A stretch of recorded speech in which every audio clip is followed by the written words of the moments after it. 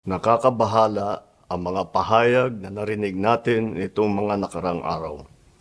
Nandyan ang walang pakundangang pagmumura at ang pagbabanta ng planong ipapatay ang ilan sa atin.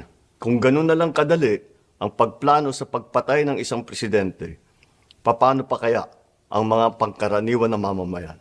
Yang ganyang kriminal na pagtatangka ay hindi dapat pinapalampas.